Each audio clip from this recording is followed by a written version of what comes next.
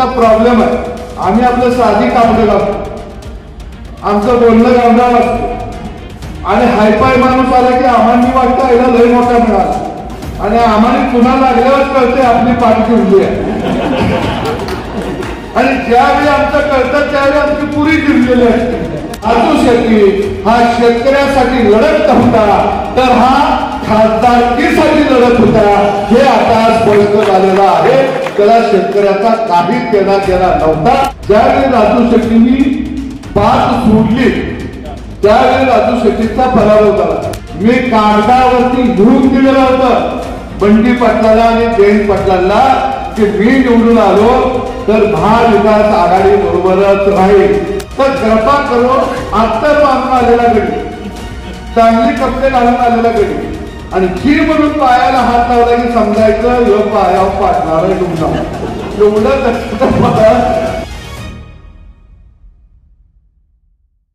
म्हणजे तुम्हाला दोष नाही देणार बापू, आम्ही आहे अन्याय, आम्ही बी फसलो, आमचा प्रॉब्लेम आहे, आम्ही आपलं साधी कापडं घालतो, आमचं बोलणं गावडाव असतं आणि हायपाय माणूस आला की आम्हाला वाटतं याला लय मोठा मिळाला आणि आम्हाला पुन्हा लागल्यावर कळते आपली पाठी उरली आहे आणि ज्यावेळी आमचं कळतं त्यावेळी आमची पुरी जिरलेली असते. मग आम्ही असं एकटं नाही फसलो, असं लय गडी फसली.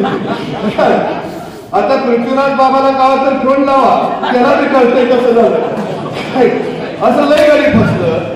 तर कृपा करून आत्तर बांधून आलेला गडी, चांगली कपडे घालून आलेला गडी आणि जी म्हणून पायाला हात लावला की समजायचं ह्यो पायावर पाडणार आहे तुमचा एवढं लक्षात मला काही होत नाही. साधी साधी माणसं बरोबर घेऊन जाऊया. आणि मला खात्री आहे माढा मतदारसंघामध्ये साध्या माणसांनी मला 5 लाख मतं दिली.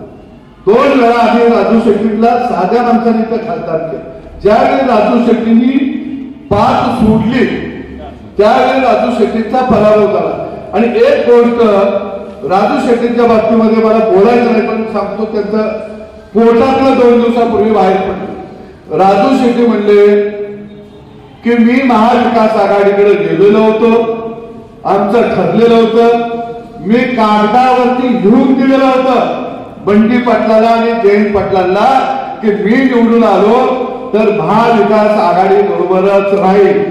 जो माणूस म्हणत होता मी अपक्ष राहणार आहे, मी कुणाच्याच आघाडीत जाणार नाही, मी शेतकऱ्यासाठी लढतोया आणि शेतकऱ्याचा उमेदवार आहे, त्या माणसानं महाविकास आघाडीला जयंत पाटील साहेबांना बंडी पाटलाला नेऊन दिलं तर की मी तुमचाच गुलाम राहणार आहे, फक्त आता मला नुसता पाठिंबा द्या आणि शेतकऱ्यांना सांगतो यांच्या विरोधात लढायचं आहे.